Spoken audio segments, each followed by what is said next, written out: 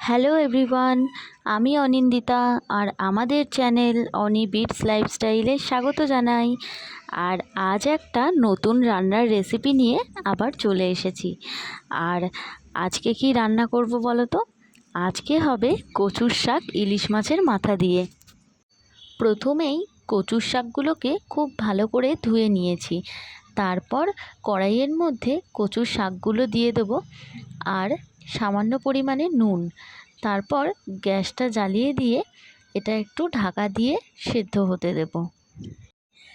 ইলিশ মাছের মাথা দিয়ে কচুর শাক খেতে তোমাদের কেমন লাগে জানিও কিন্তু। এদিকে মাছের মাথাটা ভালো করে ধুয়ে নুন হলুদ মাখিয়ে রেখেছি, পরে এটাকে ভালোভাবে ভেজে নিতে হবে।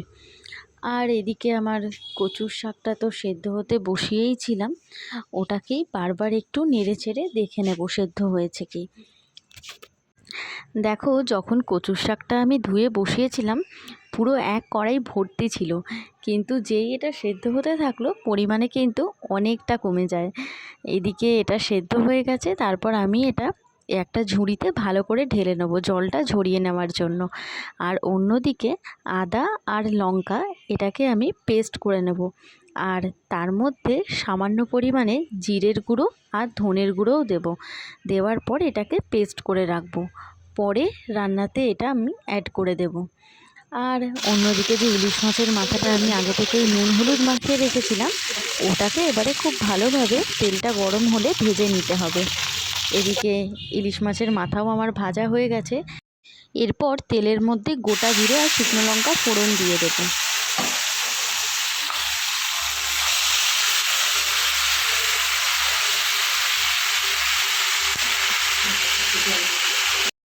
তেলটা যখন ভালোভাবে গরম হয়ে যাবে, তার মধ্যে ওই যে কচুর শাকটা আমি জল ঝরাতে রেখেছিলাম ওইটা সম্পূর্ণটা দিয়ে দেব। দেওয়ার পরে খুব ভালোভাবে নাড়াচাড়া করতে হবে।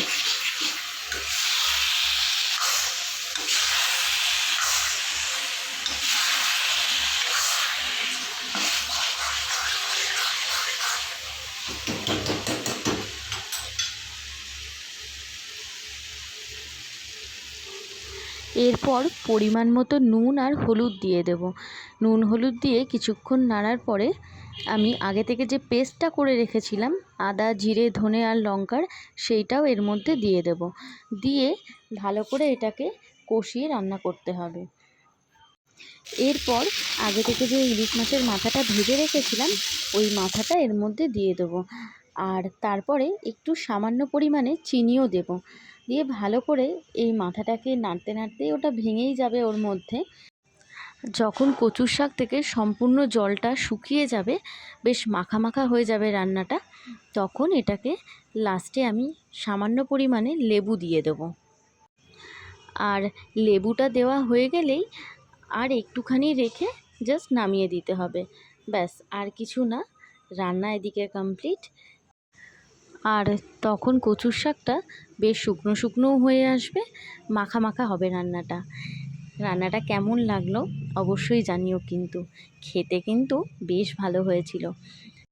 রান্নাটা করতে কিন্তু খুব বেশি কিন্তু মশলাপাতিও লাগে না, হালকা কিছু মশলাতেই এরকম টেস্টি রান্না কিন্তু তোমরাও করতে পারো।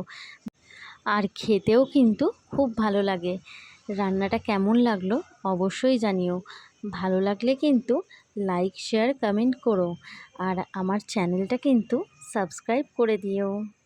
আর ব্লগগুলো কেমন লাগছে অবশ্যই জানিও কিন্তু। এর পরের ব্লগ নিয়ে আবার খুব তাড়াতাড়ি চলে আসবো। Thank you.